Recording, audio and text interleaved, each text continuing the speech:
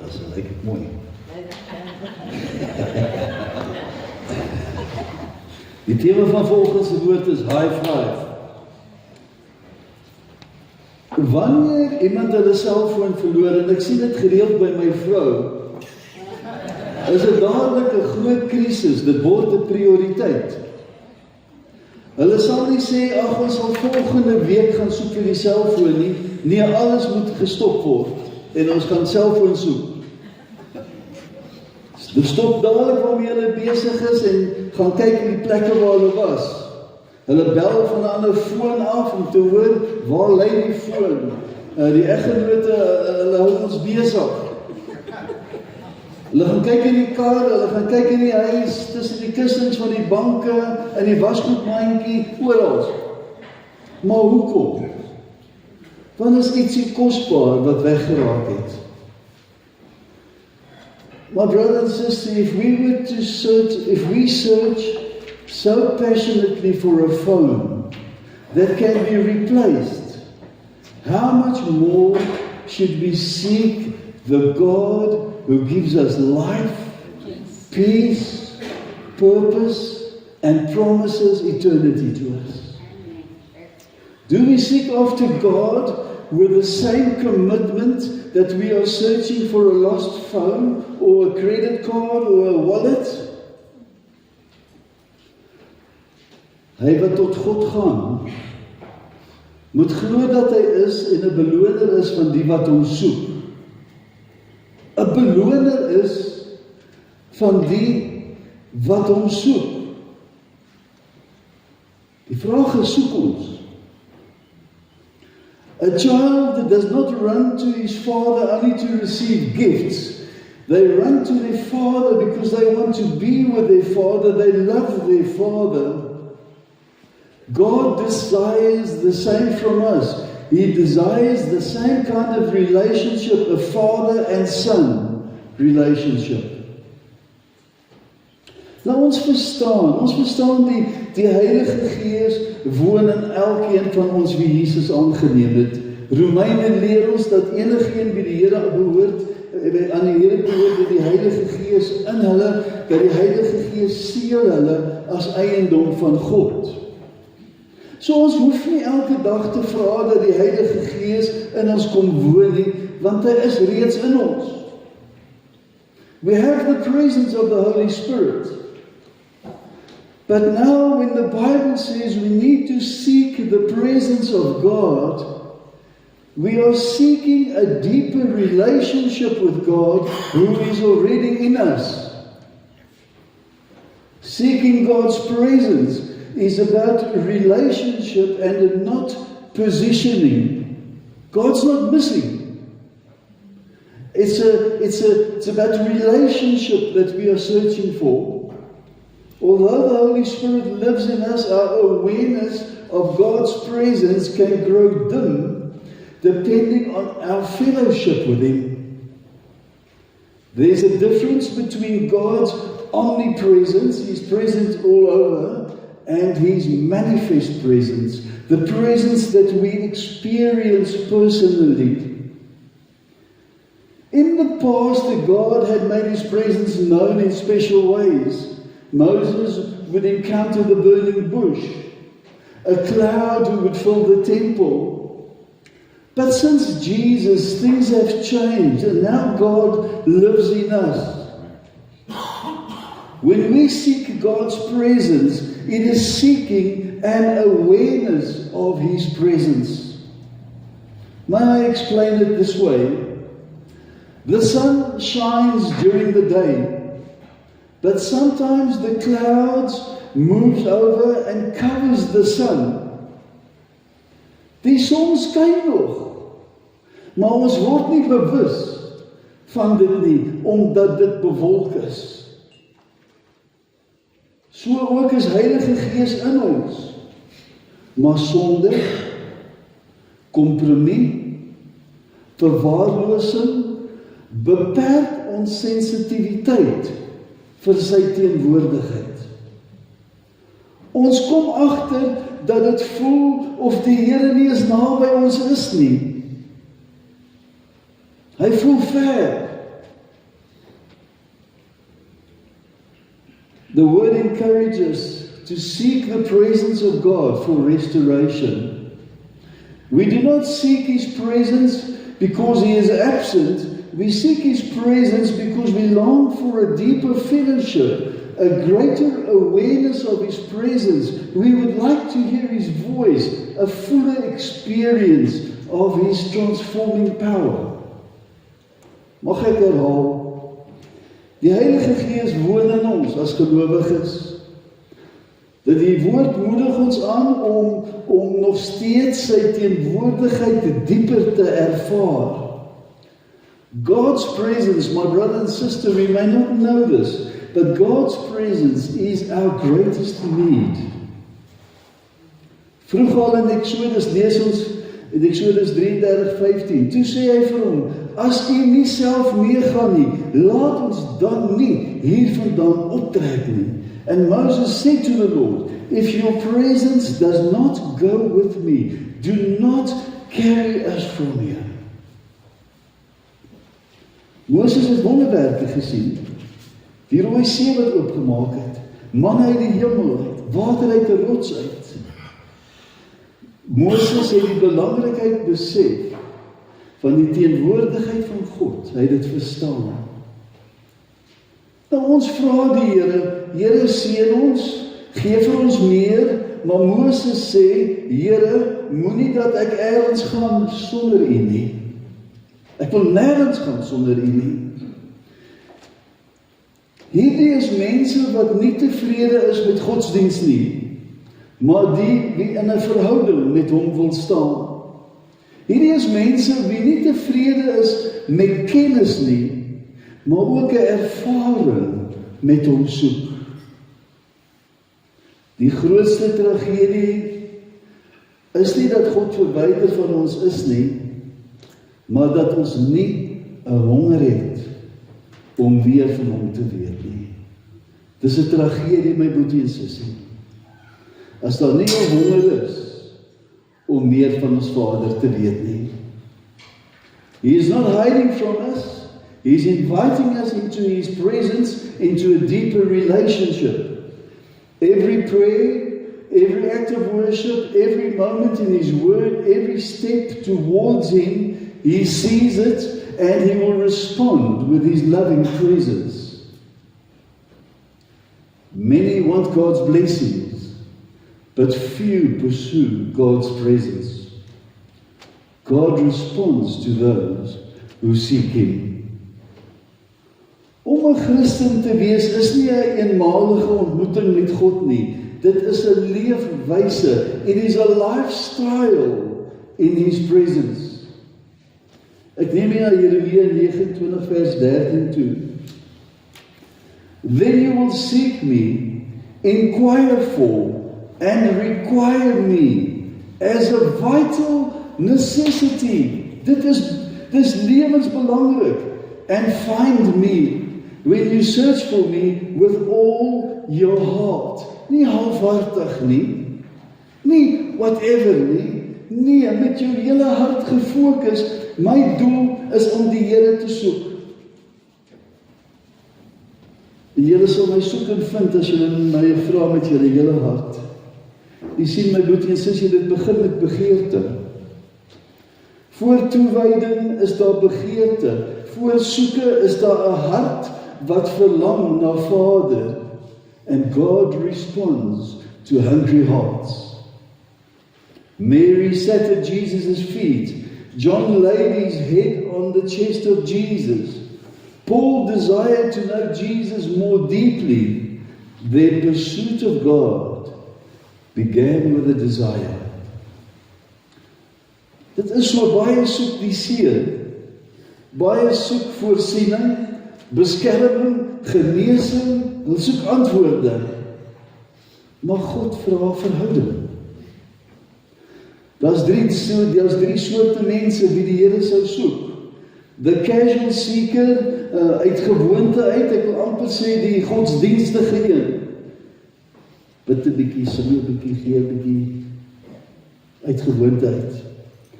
Then there's the crisis seeker. They have discovered he's got cancer, he needs to find God. And then there's the committed seeker, who has made a decision, I will seek after my God. See, God responds to those who pursue Him. Die teenwoordigheid van God soek nie perfeksie nie. Ons hoef nie perfek te wees voor ons begin soek nie. Die Here reageer op 'n honger hart, 'n verlange. Psalm 63 vers 1, O God, U is my God. Ek soek U. My siel dors na U. My vlees smag na U. In 'n dor en uitgedroogde land sonder water. Die persoon het besef sy toestand en hy het 'n honger om daar iets aan te doen. U sien my boetie en sussie, God se teenwoordigheid bring vir ons vrede wanneer ons in 'n storm is. Sy teenwoordigheid gee vir ons rigting in tye van onsekerheid. Sy teenwoordigheid gee vir ons sterkte wanneer ons swak is. Kan ons eerlik vanoggend vir onsself sê, ek soek na 'n verhouding met God. Ek soek nie net wat God vir my kan doen nie. Al doen hy niks vir my nie, ek wil net in 'n verhouding doen. Met hom staan, ekskuus. Die dag toe ons tot bekering gekom het, u sal dit onthou, het ons sy teenwoordigheid ervaar. In konferensies ervaar ons sy teenwoordigheid waar honderde of duisende mense saam sing en aanbid. In herlewing ervaar ons sy teenwoordigheid. In praise and worship ervaar ons sy teenwoordigheid. Maar geestelike volwassenheid is nie gebou op nou en dan ervarings nie. Jakobus 4 vers 8 moedig ons aan, hy sê, nader tot God, en hy sal tot julle nader. Come close to God, and He will come close to you. Hier is 'n pragtige belofte in die woord. God is nie ver weg nie, hy nooi ons in 'n intieme verhouding in. Jy weet my broer en sussie, Christendom is nie hoofsaaklik oor reëls en wette nie. Dit gaan oor verhouding. Die skepper van die heelal. Ons gedagtes kan dit nie eens verwerk nie. Die skepper van die heelal verlang na 'n verhouding met ons. Verhoudings ontwikkel nie toevallig nie. As ons kyk na die begeerte van Paulus, hierdie is baie interessant, sodat ek hom kan ken in die krag van sy opstanding en die gemeenskap van sy lyde terwyl ek aan sy dood gelykvormig is. Maar laat ek die Amplified vir u lees. This is powerful.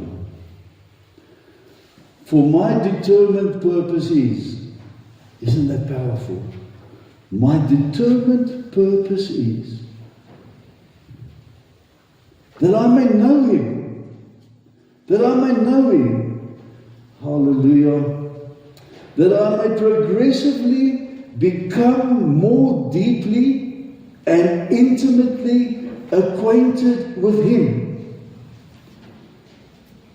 Perceiving and recognizing and understanding the wonders of His person more strongly and more clearly.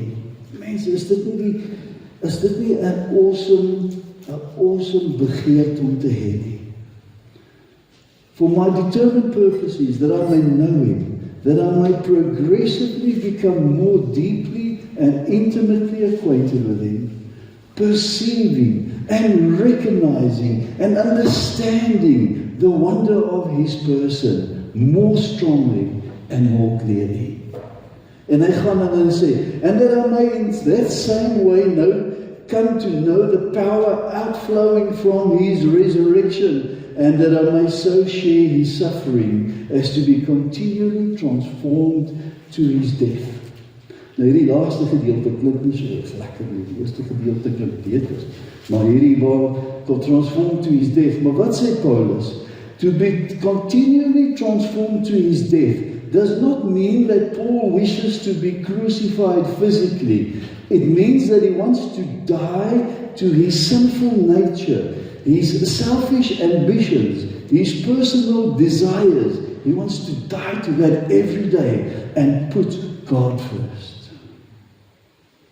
Paul says, I have been crucified with Christ. Christ lives in me. The life you see me living is not mine, but it is lived by faith in the Son of God who loved me and gave himself for me.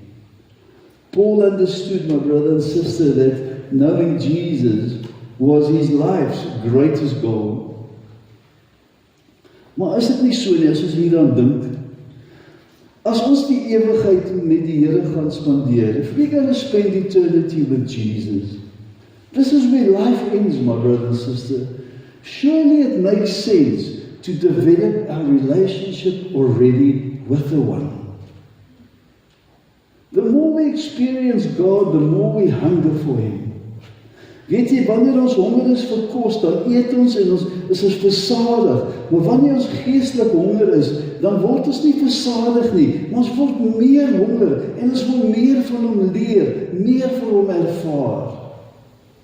Hoe meer ons sy liefde ervaar, sy goedheid ervaar, die duidelikheid kry van waaroor gaan hierdie lewe, sy wysheid, sy teenwoordigheid, hoe meer wil ons van dit hê. God's presence changes our attitudes. It changes our priorities. Every day when we surrender our will, our pride, our comfort, so that the life of Jesus can be revealed in us. His presence changes the way we talk, the way we think, the way we treat other people. Psalm 42 vers 2, soos 'n hert wat smag na waterstrome. So smag my siel na U, O God. As the hart, the deer pants and longs for the water brook, so I pant and long for You, O God. A thirsty deer does not casually look for water. It pursues it because it knows it cannot survive without it. Een van ons grootste gevare is geestelike tevredenheid. Met ander woorde, ek is gered. Ek is op pad hemel toe, moet my net nie roer nie. Daar is meer, my broer en sussie, daar is meer as gisterse ontmoeting met die Here.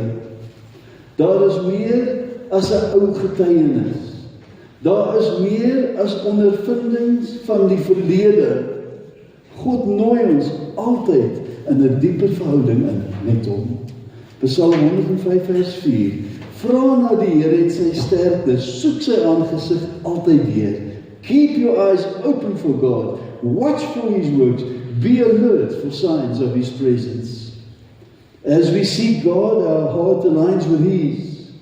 The more we seek God, the more He begins to love. We begin to love what He loves.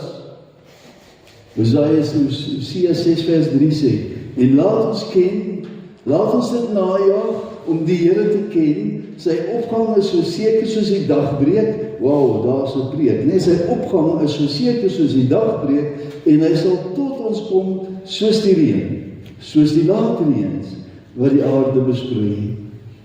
God's promises changes people. His presence changes people. The more time we spend with God, the more we think like Him, the more our character develops, the more our faith grows, and the more our love increases. What are we pursuing most passionately right now? Is it success in our business? Is it comfort? A security? Achievement? Where is Jesus in that which we are pursuing at the moment? God is calling His church back to their first love, back to intimacy, back to pursuit, back to His presence. Psalm 27 vers 8 sê, You have said, seek my face, inquire for and require my presence as your vital need. My heart says to you, your face, your presence, Lord, will I seek, inquire for and require of necessity and of the authority of your word. Want U sê, my hart, soek my aangesig. Ek soek U aangesig, o Heer.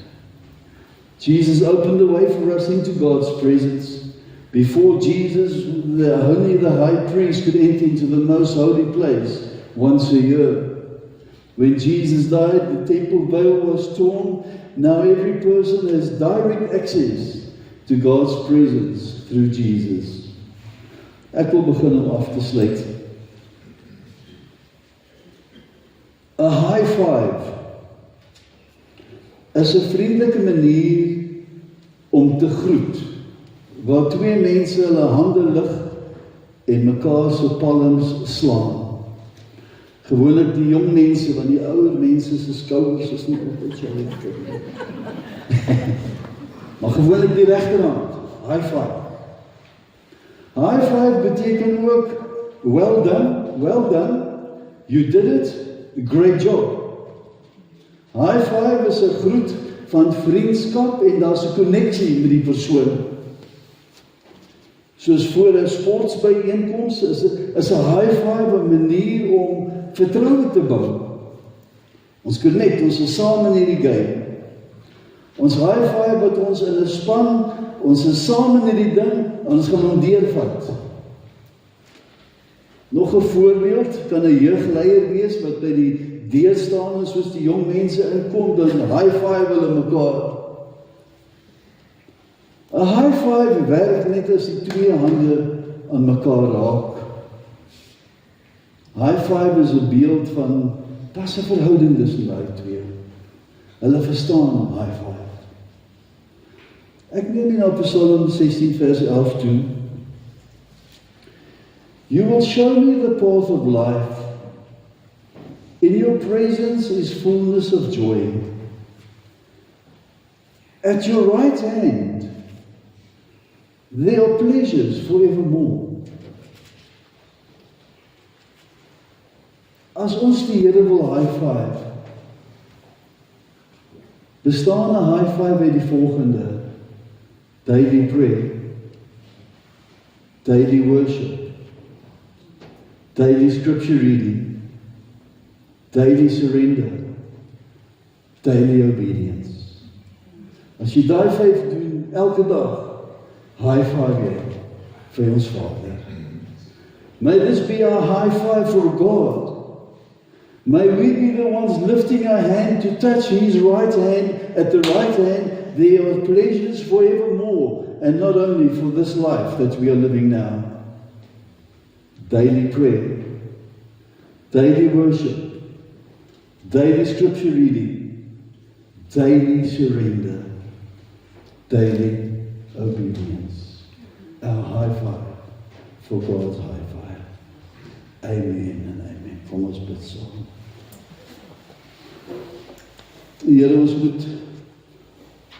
moet begin deur te bely. Vader, dit voel vir my of ons elke Sondag moet bely.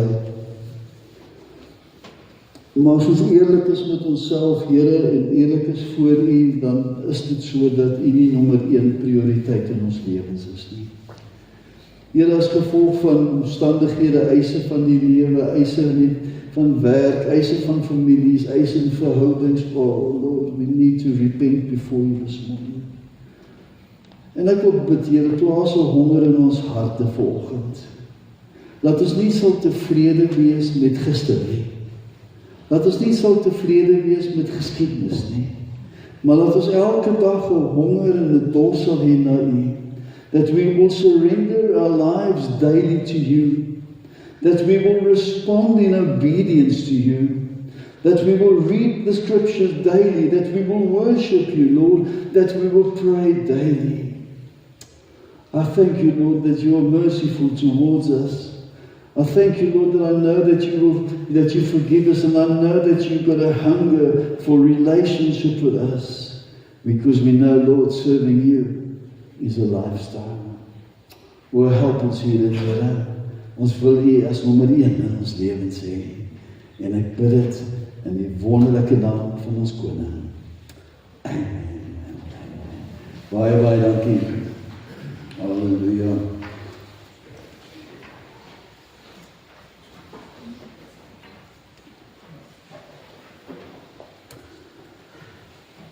Ons gaan oor nou deel van die offergawes. Okay, kom ons gaan eers na die nagmaal toe. Die baas het gesê, nagmaal. Pastoor Albert, as jy sal vorentoe kom asseblief my broer, en ons sal help met die nagmaal bediening.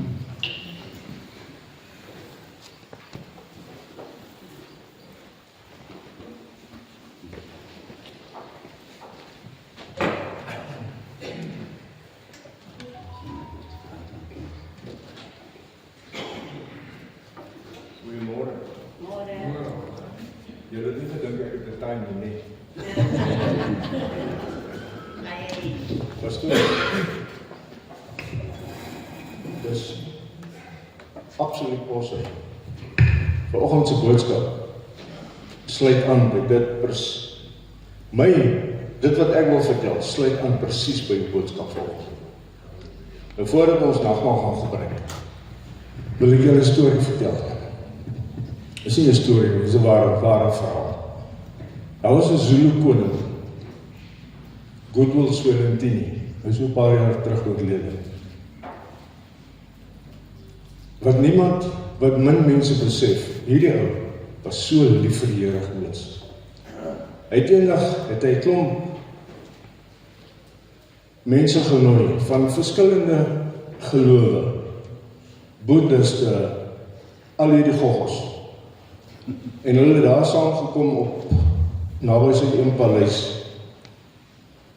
En toe hulle elkeen hulle 'n storieetjie vertel het van dit wat hulle aanbid, toe gaan staan hy daarvoor en hy sê, I'm a king, but I serve the King of Kings. Nou toe hierdie ou nou sterf, en sê hy het 5 vrouens gehad, die ou amper sê ek. En sy derde vrou was 'n kind van die Here. En ons word genooi om die koninginmoeder en haar 3 kinders, 2 prinsesse en 'n prins, te gaan bedien en te gaan bemoedig. En dis 'n fancy paleis. Dis regtig as fancy. Ou kan dit nie dink. En ons het vroeg opgestaan en ure se reis toe, en toe ons by die hek kom, ons het nie ge-high-five nie. Ons mans moes by die hek gaan staan en 3 keer skree, Bayeti, Bayeti, groet die koning. Nou ek het dit het nie lekker aan my gesit nie, maar dis protokol. En ons het dit gedoen, en ons is en ons is in so'n klein ontvangsvertrek gemaak, sit op sy kantoorstoeltjies, pen reg op, ons sit lekker hier so.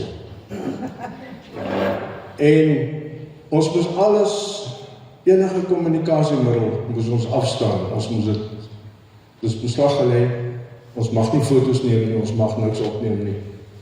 En toe gaan dit deur my gedagtes, dink aan, ek is nie Pieter Retief nie, vandag gaan julle geveg hê. En ons is terug die aand, en vroeg die volgende oggend, maak die Here my wakker, en hy sê vir my, waar was jy gister? Ek sê, maar Here, jy weet mos. Hy sê, hoe laat het jy opgestaan? Ek sê, ek het al 3 uur opgestaan. Ek sê, want ons was 4 uur, en het was 'n 6 ure rit gewees, na hierdie paleis. Hy sê, ja, wat het jy toegedoen? Ek sê, ja, toe ons nou aankom, toe moes ek nou daar skree, Bayeti, Bayeti 3 keer, groet die koning, voordat ons kon ingaan. Hy sê, ja. Ek sê, wel, toe ons in hierdie ontvangsvertrek, ek sê, maar Here, jy weet dit alles. Ek hoef jy toch nie te vertel, die Here sê, vertel vir my. En ek vertel hom hierdie hele storie, van, jy mag nie praat nie, hulle moet eers met jou praat. En dit is mos nou royalty. En ons het die ouens bedien, en ons het hulle bemoedig, en ons het hulle bedien met nagmaal, en daarna het ons lekker saam geëet, en toe is ons terug huis toe.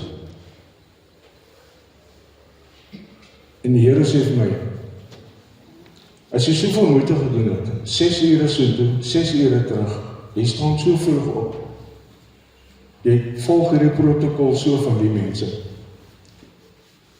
As jy soveel moeite doen met 'n aardse koning, hoekom gaan jy so ligtelik met my om? En dis my boodskap vanoggend. Hoe gaan jy om met die Here?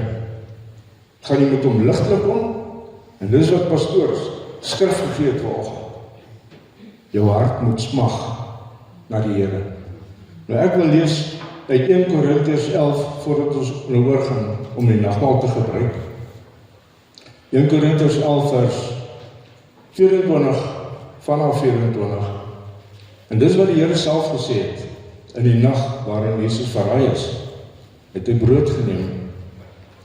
En nadat hy God gedank het, het hy dit gebreek en gesê, dit is my liggaam. Dis vir julle. Gebruik dit ter herinnering aan my. Net so het hy die wynbeker na die maaltyd geneem en gesê, hierdie beker is die nuwe verbond, wat verseël is deur my bloed. Nou wat is 'n verbond? 'n Verbond is 'n kontrak wat iemand met jou aangaan. En as hy verseël is hy bekragtig. Hy is geteken. Dis finies en klaar. Daai kontrak maak jou vas. En dis die kontrak wat die Here met ons het. En ons met hom het. Gebruik dit elke keer as jy daaruit drink, ter herinnering aan my. Want elke keer as jy hierdie brood eet, en uit hierdie beker drink, verkondig jy die Here se dood, totdat hy terugkom. En nou, dis wat ouens bang is om altyd vir die mense te gee, want hulle wil oorstuur. As iemand dan op 'n onwaardige manier van die brood eet, of uit die beker van die Here drink, sal daardie persoon skuldig wees aan sonde, teen die liggaam en die bloed van die Here. Hoor julle wat ek sê? Dis nie wat ek sê, dis wat die woord sê. Dit is waarom julle self moet ondersoek, voordat julle van die brood eet, en uit die beker drink. Want as julle van die brood eet, en uit die beker drink, eet en drink julle 'n oordeel oor julle self, as julle nie die nodige respek teenoor Christus se liggaam betoon nie. Dis waarom daar baie swakkes en siekes onder julle is, en heelwat onder julle reeds oorlede is. Nou as ons onsself egter vooraf ondersoek, sal ons nie onder God se oordeel kom nie.